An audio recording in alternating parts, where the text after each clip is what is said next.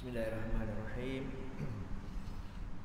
Assalamualaikum warahmatullahi wabarakatuh. Alhamdulillahi rabbil alamin. Nahmaduhu wa nasta'inuhu wa nastaghfiruh. Wa na'udzu billahi min syururi anfusina wa min sayyiati a'malina. May yahdihillahu fala mudilla lahu wa may yudlil fala hadiya lahu. أرسل رسوله بالهدى ودين الحق ليظهره على الدين كله ولو كره الكافرون رب اشرح لي صدري ويسر لي أمري واحلل عقدة من لساني يفقه قولي أما بعد. Alhamdulillah, pertama sekali marilah bersama kita merofakkan kesyukuran kehadrat Allah Subhanahu wa taala. Dengan limpah kurnia Allah Subhanahu wa taala kita masih diberikan umur, diberikan kesihatan, dipelihara oleh Allah Subhanahu wa taala daripada segala wabak dan sebagainya.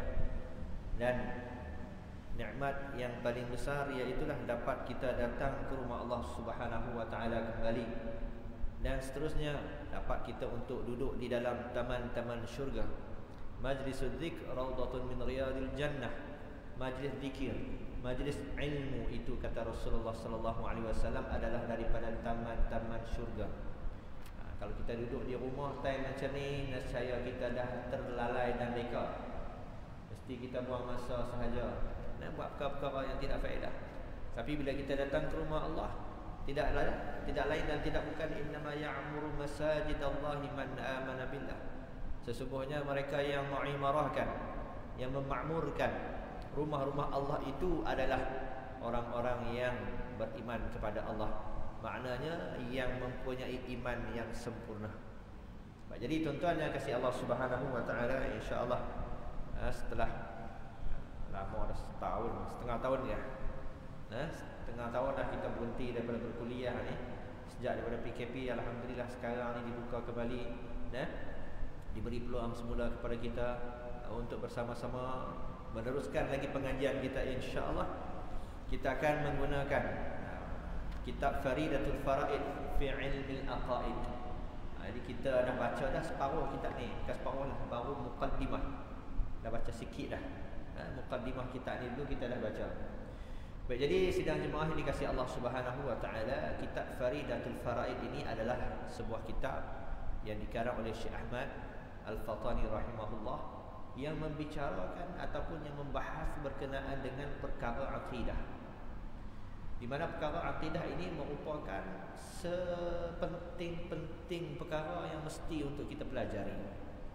Akidah merupakan sepenting-penting perkara yang mesti kita kena jaga.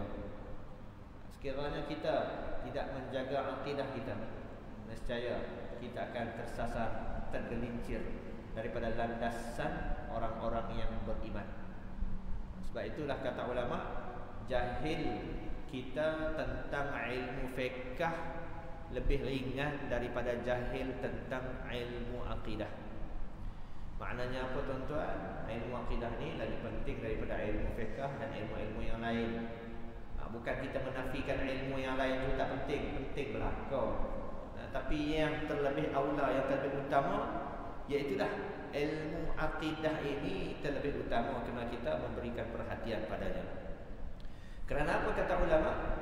Jahil akidah itu lebih teruk daripada jahil fiqh ataupun jahil dalam bab ibadah. Kerana sekiranya seseorang itu jahil dalam perkara akidah, jahil dalam perkara ibadah, jahil dalam perkara fiqh, maka dia hanya jatuh berdosa sahaja. Dia tak semayang, berdosa.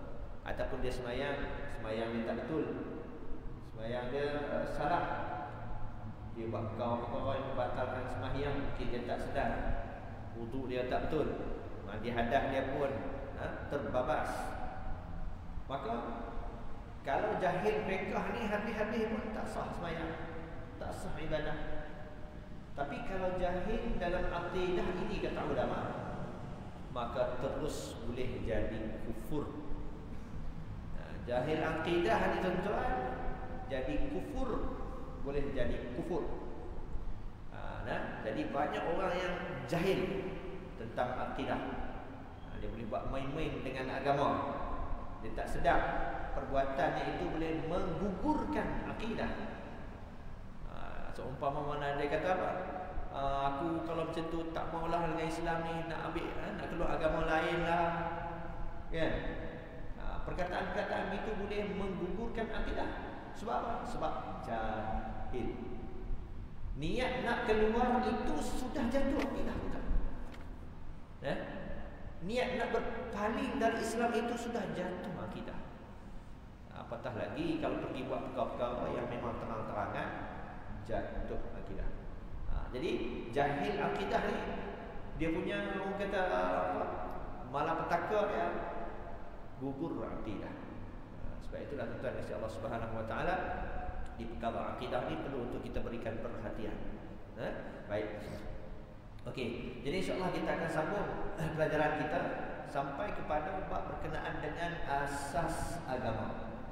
Qala musannif rahimahullah, telah berkatalah oleh Syekh Ahmad Zain Al-Fatani rahimahullah, agama itu diasaskan di atas 3 perkara, yaitu Islam, iman dan ihsan.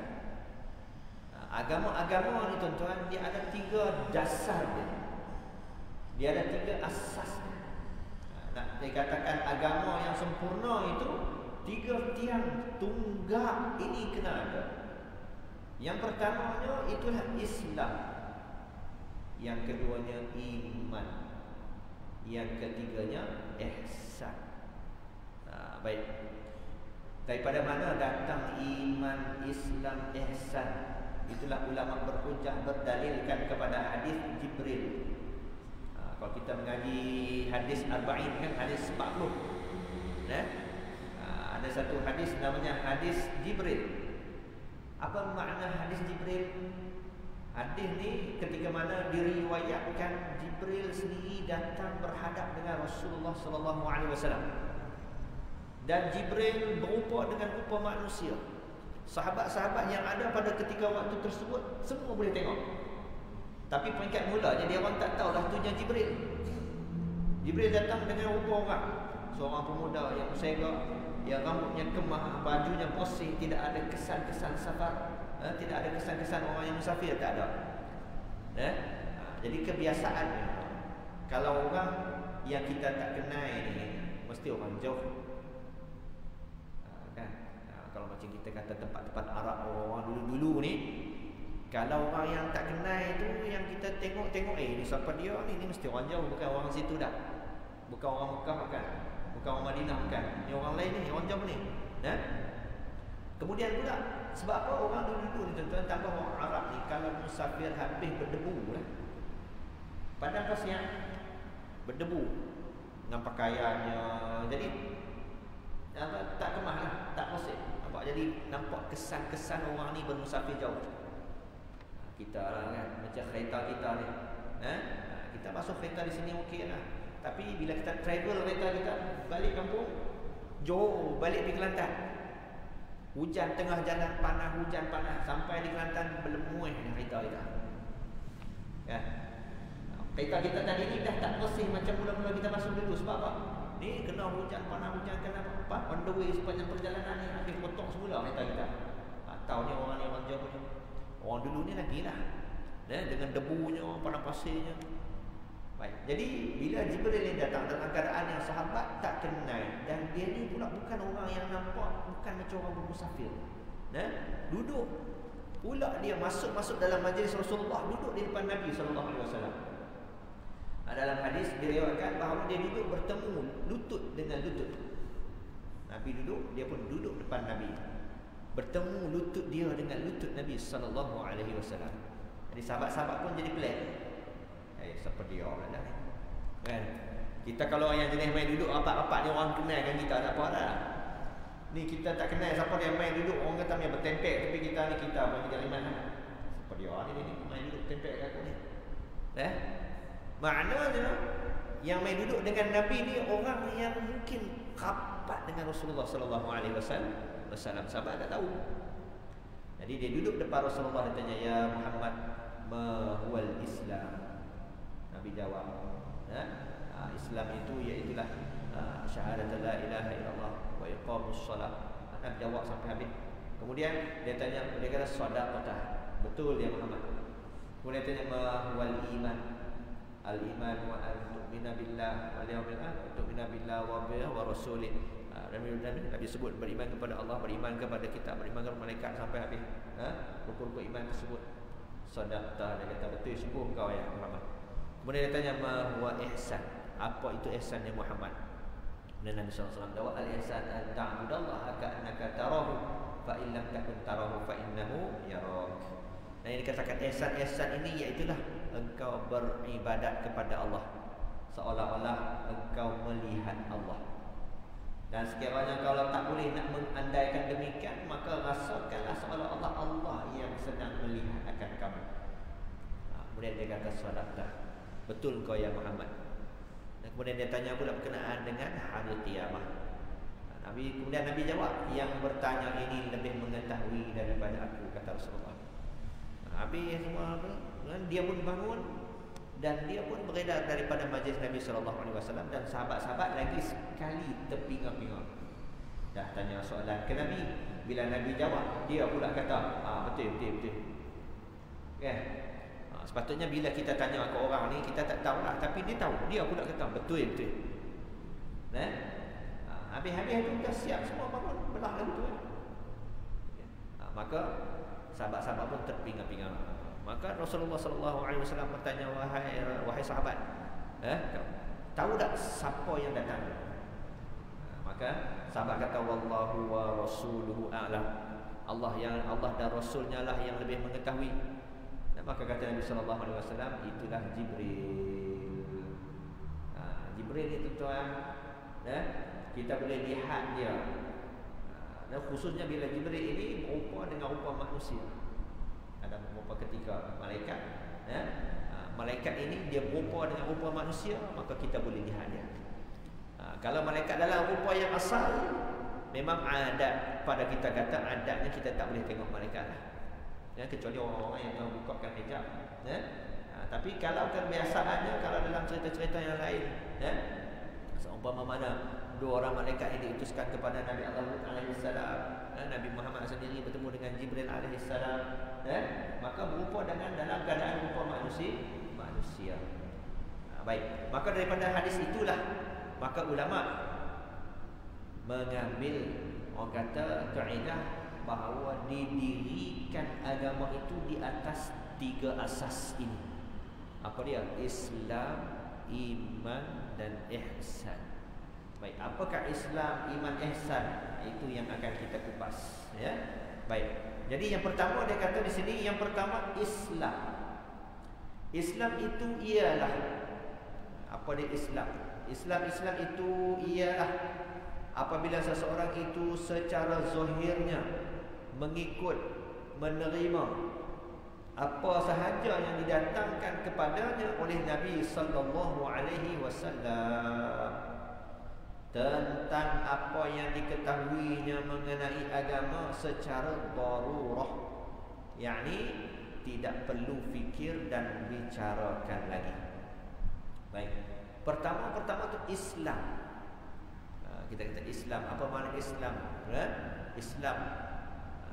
Islam ni maknanya sejahtera.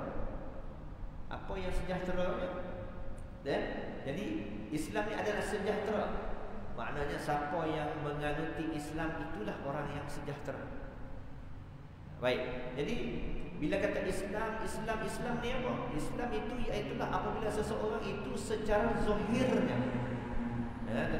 secara zahirnya dia terima, dia ikut, dia menjunjung, dia turut, dia patuh, dia taat apa saja yang diperintahkan oleh Allah Subhanahu wa taala melalui nabinya. Secara zahir. Kenapa ada secara zahir? Kerana secara batinnya kita tidak tahu. Kan? Kita tahu hati perut orang lagu mana. Depan kita dia kata aku orang Islam, kita pun Islam. Tapi sedangkan dia tu mungkin orang munafik, mungkin orang kafir yang berpura-pura. Tapi kita tahu dah. Tak tahu. Maka secara zahirnya kalau orang itu turut, taat, patuh apa sahaja yang dibawa oleh Nabi sallallahu alaihi wasallam, ya, maka secara zahirnya maka kita katakan itu adalah Islam. Oh, Islam. Nah, baik. Sebab tu dia kata secara zahirnya mengikut dan menerima apa yang didatangkan olehnya, apa yang dikatakan oleh Nabi sallallahu alaihi wasallam tentang apa yang diketahui mengenai agama secara darurah, yakni tak perlu fikir dan bicara lagi. Yakni apakah perkara yang didatangkan oleh Nabi, yakni perkara yang didatangkan dikata sebagai darurah. Apa makna darurah? Darurah ni bukan kita kata kecemasan, kan? Nah, dia banyak bahasa Arab ni, dia banyak orang kata makna dia.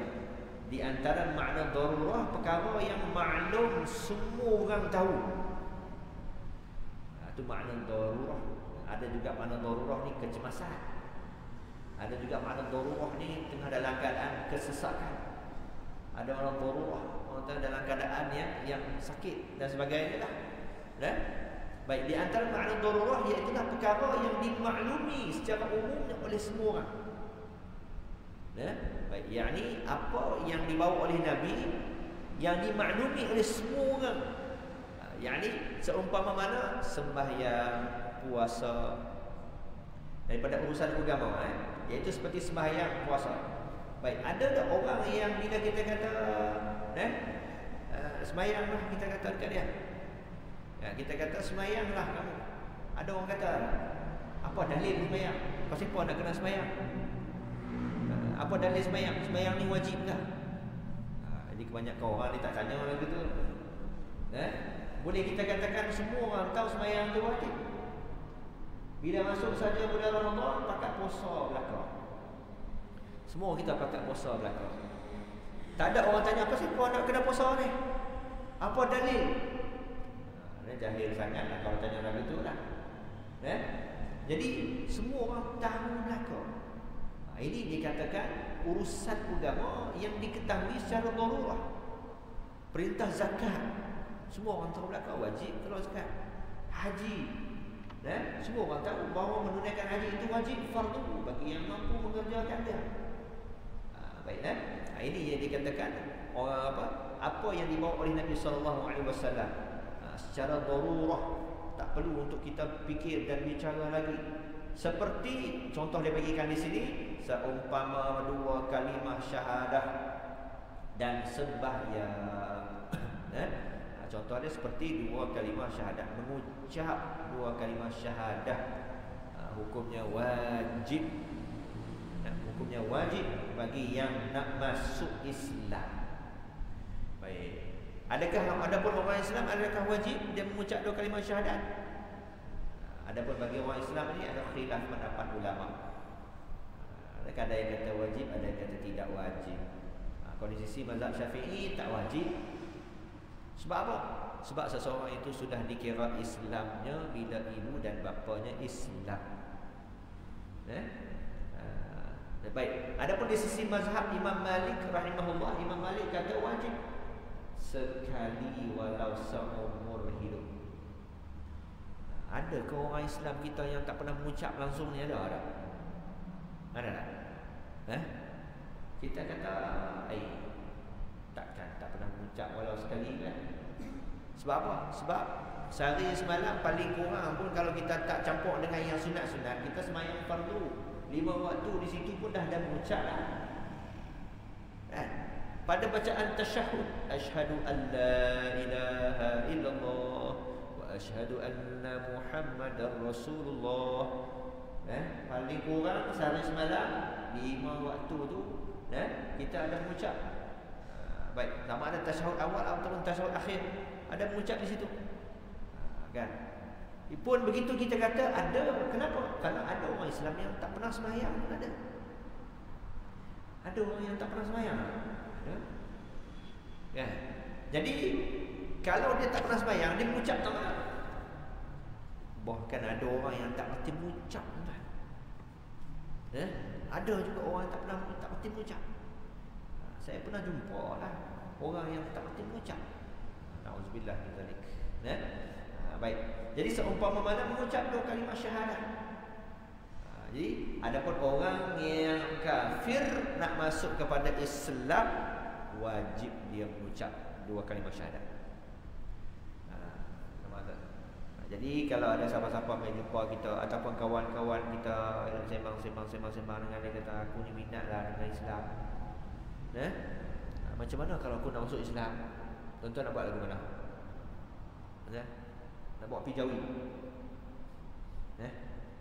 Nak suruh dia masuk Jawi dulu. Kalau ada kawan-kawan kita, aku minatlah dengan Islam ni. Baik. Firstly, pertama sekali tanya pasal apa nak masuk Islam. Tanya tu dulu sah. Dan saya sudah lama tengok Islam ini, nampak banyak kebenaran pada Islam. Okey dah tu. Maknanya sekarang ni kamu percaya Allah Ta'ala itu Tuhan? Ya, saya percaya. Okey. Kalau betul dah niat dia, kalau betul terus syahadat. Tuan-tuan jangan mengada-ngada lah. Nanti kita pergi buat Jawi, nanti I buat appointment untuk you Jawi pula. Kita PKP ni kena tangguh dulu semua urusan. Nak PKP pula. Bila? Tengoklah lepas daripada ni lagi 2 minggu macam mana. Hamba Allah tu pun kehilang. Padahal dia pun dah nak masuk Islam sangatlah. Tunggu nak pergi masuk Islam, nak pergi jumpa ke Jawi tu, rupanya mati dah. Tak dan ucap dah. Rugi rugi buat apa bawa pergi Jawi tuan-tuan, syahadahkan dia dulu. Adapun lepas tu kita pergilah secara officially tu kena juga sebab kita nak register apa semua kan. Lepas tu lah kita syahadahkan dia dulu. Kan? Tapi ramai kawan-kawan kita kan, tak apalah, I bawa jumpa ustaz lah. Pasal apa? Kan tu tak reti nak ajak kan. Rugi lah tuan-tuan. Biar seseorang itu beriman di atas tangan kita.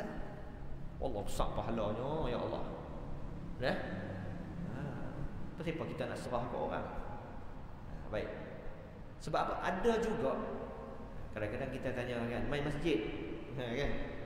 Saya jadi kita di sana orang Cina dia datang masjid. Mau masuk Islam ustaz. Kita tanya apa pasal you mau masuk Islam? Saya mau kahwin. Ada kahwin masuk Islam. Jadi niat dia tu tak kena lah kan.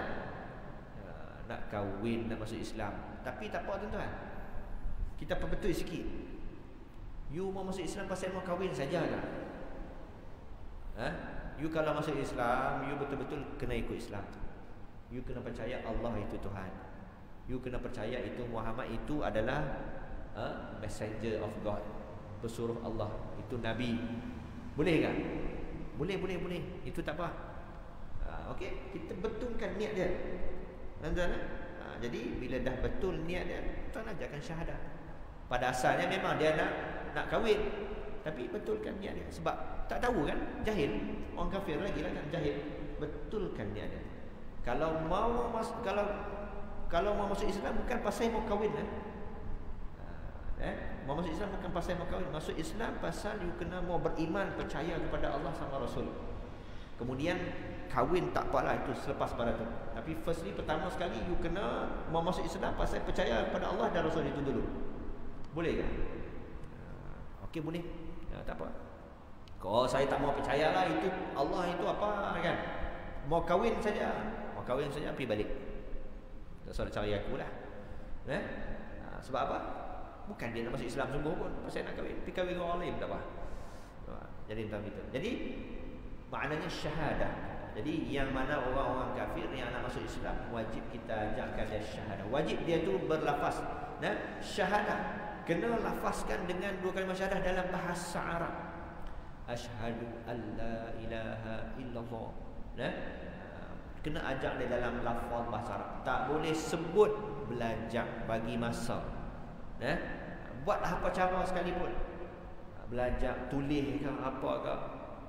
Dalam bahasa Melayu, dalam bahasa yang dia faham. Asalkan dia boleh lafaz di dalam bahasa Arab. Tak boleh sangat-sangat. Tak apa, kita ajak dulu dia punya terjemahan dulu, makna dia dulu apa. Kemudian belajar sampai ke mana pun dia kena syahadah juga. Kan? Baik. Dan begitu juga sembahyang. Sembahyang pun perkara yang diketahui secara darurah, makna umum, semua orang tahu sembahyang itu perintah Allah. Sembahyang itu wajib. Tak ada orang mana-mana kata aku tak mau sembahyang lah. Sembahyang bukannya wajib. Memang jahil sangat astagfirullah. Baik. Dan dikehendaki dengan mengikut dan menerima itu ialah mengaku dengan lidah.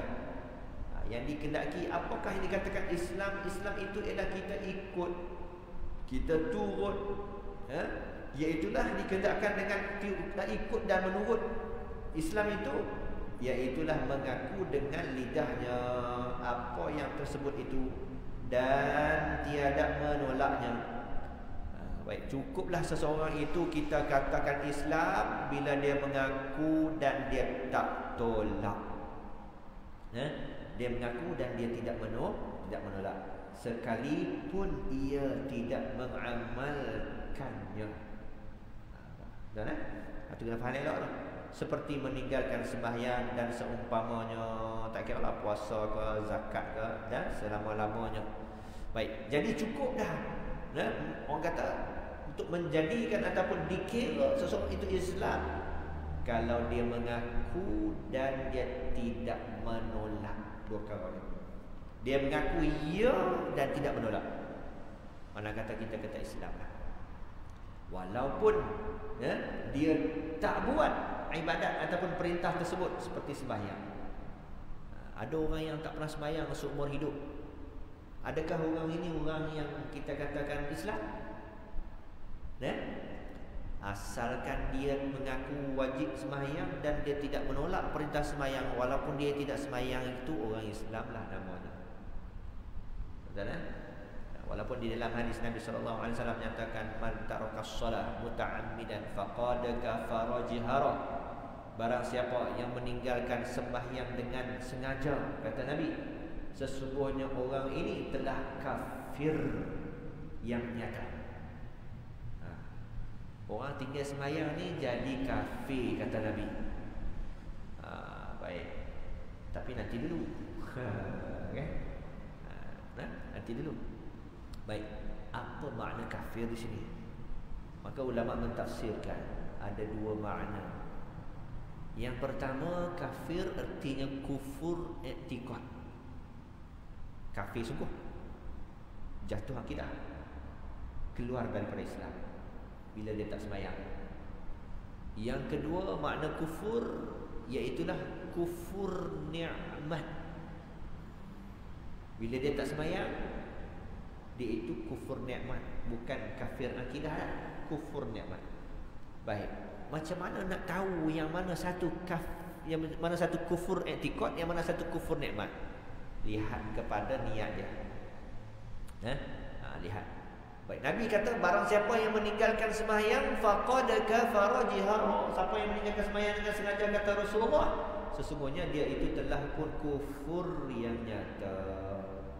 Baik, jadi kufur dalam hadis ni ada dua makna, tuan-tuan. Yang pertama, kufur artinya gugur akidah, keluar dia daripada Islam, murtad. Bila dia tak sembahyang, bila dia mengingkari perintah sembahyang. Kan? Sebab orang tak sembahyang ni, kita tanya, kenapa engkau tak sembahyang? Sama ada dia mengingkari perintah sembahyang tersebut, ataupun yang kedua kerana dia malah. Waktu dua tu ya. Siapa tak sembahyang ni? Sembahyang buat apa? Sembahyang bukan wajib pun. Allah Ta'ala perintahkan wajib kita sembahyang. Dah, aku tak percaya. Nampak tak? Orang ni dia menolak, dia mengingkari. Bukan sembahyang sahaja, tuan. Apa jugalah perintah Tuhan. Apa juga perintah Tuhan. Allah Ta'ala kata, Nabi kata, dilaknat laki-laki yang menyerupai perempuan dan perempuan yang menyerupai laki-laki. Maknanya boleh ke tak boleh? Haram hukum dia. Sebab apa? Dilaknat. Jantan nak jadi tina, tina nak jadi jantan. Nabi kata lu'ina, dilaknat. orang perempuan yang menyerupai laki-laki, laki-laki yang menyerupai perempuan dilaknat, kata Rasulullah SAW. Baik, tapi dia buat juga. Aku tak kira aku nak pakai macam perempuan juga. Aku tak kira aku nak pakai macam laki-laki juga. Dia buat juga. Okey. Perbuatan dia itu terang-terang bertentangan dengan apa yang ditegah oleh Allah dan Rasul dia. Baik, pasal apa dia nak buat? Sebab apa? Tak saja sebab adakah perkara ni di tengah agama? Dia tahu ia di tengah agama. Habis kenapa nak buat? Itulah aku seronok-seronok. Seronok pakai lagu ni, suka pakai lagu ni. Tahu betul agama tak bagi, aku percaya, yakin berdosa, memang berdosa. Dia tak tolak, tapi dia seronok buat lagi tu. Orang ni berdosa hukumnya. Ada sejenis lagi ni. Orang kata tak boleh. Apa siapa pula aku nak buat? Tahu tak Allah Ta'ala tegah? Tahu Tuhan tegah. Habis? Pasal apa nak buat juga? Tak kira aku nak buat juga. Dia kata. Tak peduli kalau tak mau aku sanggup keluar agama ke apa tu. Tak kira. Orang ni mengingkari. Sehingga mengingkari ni mengingkari. Hak satu lagi tadi, dia tahu tu berdosa. Tak betul, memang tak betul, tapi itulah tu salah saya lah, dia kata. Kan tu memang salah saya. Tapi dah saya seronok pakai ni, dia kata. Tu berdosa. Hak sekok lagi ni. Hak ni aku tak beli. Aku nak buat juga. Kan siapa kata ni pasal apa pula? Pasal apa pasal orang. Nampak tak? Pasal apa pasal orang apa itu gini. Dia mengingkari. Kalau mengingkari, maka boleh gugur akidah. Nampak tak? Sebab itu dikatakan Islam cukup sudah tak apa dah dia terima. Dikatakan Islam seseorang itu kalau sekadar dia itu hanya terima di lidah saja. Dia di lisan, di lidah dia terima dan dia tidak mengingkari. Semayang itu ya betul, aku terima semayang itu wajib. Dan dia tidak mengingkari perintah wajib semayang tersebut. Walaupun dia tak buat. Jadi orang ni tetap juga kita kata orang Islam. Jiran kita tuan-tuan tak pernah semayang seumur hidup kita tengok. Semayang Jumaat ke, semayang apa ke, tak pernah semayang setahu kita lah. Bila dia mati tuan-tuan, wajib kita uruskan jenazah dia juga. Sebab dia tetap nama Islam, dia tetap Islam juga. Baik, itu dikatakan Islam. Itu dikatakan dalam hadis lagi. Jadi yang pertama tadi, wa imma kalau orang yang tinggal sembahyang sama ada dia itu kufur akidah ataupun kufur nikmat. Kalau dia menolak perintah sembahyang, dia tak mau ikut, dia tak percaya, lantaklah aku tak mau sembahyang juga, tak wajib sembahyang atas aku. Maka orang ini kufur hukum dia. Yang satu lagi itu dia tahu sembahyang wajib tak wajib, hang tak buat pasal apa? Tu aku punya hal lah, aku berdosa lah. Dia tahu dia berdosa. Tak buat tu sebab malas. Sebab tu aku malas. Aku memang tahu memang salah. Memang tak sembahyang memang salah. Tak buat memang aku tak buat memang salah lah, tapi aku malas. Yang ni namanya kufur nikmat. Maknanya kufur nikmat ni orang yang tak bersyukur kepada Allah. Kufur nikmat. Banyak dah nikmat Tuhan bagi kat kita. Banyak. Tuhan suruh buat sikit pun tak mau. Apa tanda kita ni syukur kepada Allah? Tanda kita syukur kepada Allah, kita buat apa yang dia suruh, kita tinggal apa yang dia larang. Itulah di antara makna syukur. Antara makna syukur, buat apa yang Tuhan suruh, tinggal yang dia larang. Maknanya orang ini orang bersyukur kepada Allah. Tapi bila dia tak mau buat apa yang Tuhan suruh dan dia langgar apa yang Tuhan buat, ini orang yang kufur nikmat namanya. Allah Ta'ala buat baik dekat kita, kita kena terima kasih tak? Terima kasih. Apa tanda kita terima kasih? Kita buat apa dia suruh. Nampak tak? Orang buat baik dengan kita, manusia buat baik dengan kita, kita kena terima kasih tak? Terima kasih. Apa tanda kita terima kasih dengan dia? Kita ikut cakap dia. Nampak tak? Mau ayah kita, terima kasih tak kepada dia? Terima kasih. Apa tanda kita terima kasih kepada dia? Kita tak lawan mak ayah kita, kita ikut, kita turun.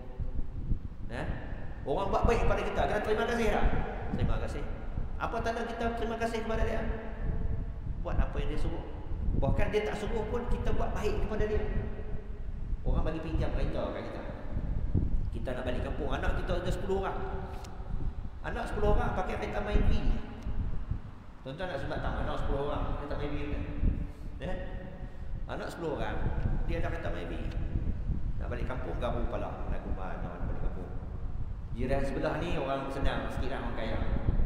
Ada Alphard sebiji, Velfire 2 sebiji. Ada dalam Mercedes BMW, kaya sungguh jiran sebelah. Jadi tak nak balik kampung, yang jiran ni pun bagus, orang kaya ni pun baik, bagus. Tengok, kesian tahu dah ni nak balik kampung lagu mana nak naik kereta Myvi anak 10 orang. Dia mai jumpa kita, Assalamualaikum, balik kampung bila? Tengoklah sehari 2 lagi. Siapa? Ambil kereta Alphard saya aku balik. Dia betul. Ambil kereta Alphard saya aku balik. Alphard baru keluar 2 minggu. Ambil kereta saya, ambil Alphard saya aku balik, tak apa. Tak apa ke ni? Tak apa, ambil sama. Tak apa, saya tak kisah ambil. Saya siap, tak apa, ambil pakai. Tak apa, duit minyak saya bagi. Minyak bagi kita. Ambillah duit minyak ni 400. Kok nak berjalan balik rumah kan. Lebih tu ambil lah. Tol saya top up 400 tol. Tas engko tu dia tak top up 200-300 lah. Tak apa nak naik lah, tak apa, insyaAllah. Bagi duit belanja lagi. Ambil lah duit belanja. Ni sedekah. Saya saja sedekah lah. Ada rezeki lebih sikit, ambil lah 2,000. Buatlah. Balik kampung. Baik tak? Bagus tak? Bagus sangat anak-anak. Apa tanda kita terima kasih orang buat baik kepada kita? Jaga kereta dia tu elok. Betul? Pastikan kita ada orang cukup bagus, kita tak minta pun dia mai tawak diri kan. Kita pastikan buat balik kereta dia tu dalam keadaan yang baik, selamat, basuh habis semua, hantar dalam keadaan yang bersih. Ni dah dan dapat Alphard ni tuan-tuan, dan lipat sungguh. Masuk dalam semua, habis bercalak kereta tu, pergi terjun sawah pula. Main selut gedung-gedang, anak melompat tak pernah naik kereta besar. Anak melompat sana lompat sini, makan dalam kereta, bukan makan biskut ke, makan nasi dalam kereta. Siap tumpah kari lagi. Subhanallah. Balik-balik main hantar dengan kereta berjalan, pergi tempuh lembu lagi. Pergi hantar lembu on the way perjalanan. Balik-balik tinggal kereta tu depan rumah. Ni berapa? Alhamdulillah, terima kasih lah ni. Saya dah sampai naik kereta, saya tinggal kat rumah dah. Tuan rumah tak apa dah. Tengok terkejut. Tu dia ni kereta aku kan lepas ke ni. Alphard kan lepas ke ni. Nampak tak? Sekurang-kurangnya pergi serah dalam keadaan yang baik. Lepas tu terima kasih, apa semua tak apa dah. Ni orang yang kufur nikmat namanya. Dah gitu juga dengan kita dah. Tuhan bagi kita nikmat banyak tuan-tuan, besar nikmat Tuhan bagi. Bulu hidung ni tuan-tuan. Bulu hidung ni kalau tak ada pun susah kan. Bulu hidung ni apa peranan dia? Dia nak tapih habuk-habuk ke apa kan? Maknanya sekecil-kecil, sebesar-besar anugerah apa yang Tuhan bagi kat kita, semuanya ada functionnya. Semua ada hikmah dia. Bulu hidung kita ni saja apa? Kalau Tuhan hilangkan bulu hidung kita, Allah, susah dah. Dia sedut habis. Semua orang habuk-habuk semua habis, masuk ke baru kita. Bulu mata kalau tak ada pun susah. Jari kita yang 5 ni hilang satu pun susah dah. Hilang ibu jari satu, nak makan nasi fikir dah dulu, nak takkan nak sodok lagi. Nampak tak? Baik. Apatah lagi, macam-macam lagi Tuhan bagi. Wa in ta'uddu ni'matallah la tuhsuha. Kalau kamu nak menghitung nikmat Allah Subhanahu wa taala, la tuhsuha, nescaya kamu takkan mampu hitung, kata Allah Subhanahu wa taala. Nak hitung nikmat Tuhan tak mampu hitung tuan. Baik. Sebab itu jangan kita kufur nikmat Allah Subhanahu wa taala. Jadi kita kata tadi, dia kata Islam bila kita tunduk taat, turut patuh apa sahaja yang dibawa oleh Nabi SAW daripada Allah Subhanahu wa taala, dan dikendaki dengan turut taat patuh, iaitu kita mengaku dengan lidah kita membenarkan apa yang Nabi bawa, apa yang Rasulullah bawa, tanpa kita menolak. Itu sudah dinamakan Islam. Baik. Kemudian katanya rukun Islam itu 5 perkara. Wallahu a'lam bishawab. InsyaAllah nanti ke lapangan yang akan datang kita akan sambung apakah rukun-rukun Islam, dan kita akan uraikan satu persatu insyaAllah. Jadi yang mana baik itu daripada Allah, yang kurang kasih berkemaafan. Kalau ada salah dan silap, kita tolong betulkan. Aku lupa lihat. Astagfirullah. Wassalamualaikum warahmatullahi wabarakatuh. Bismillahirrahmanirrahim. Sallallahu alaihi wasallam Muhammad wa alihi wasallam. Allahumma ighfir lana wa li walidayna syaikhin wa muslimat. Allahumma nawwir qulubana bi nuri hidayatika wa ma'rifatika kama nawwartal arda wa sawmi min syamsin. Allahumma khudh Allahumma rabbana atina fid dunya hasanah wa fil akhirati hasanah wa qina adzaban nar. Sallallahu alaihi wasallam. Walhamdulillahi rabbil alamin. Subhanallah bihamdihi.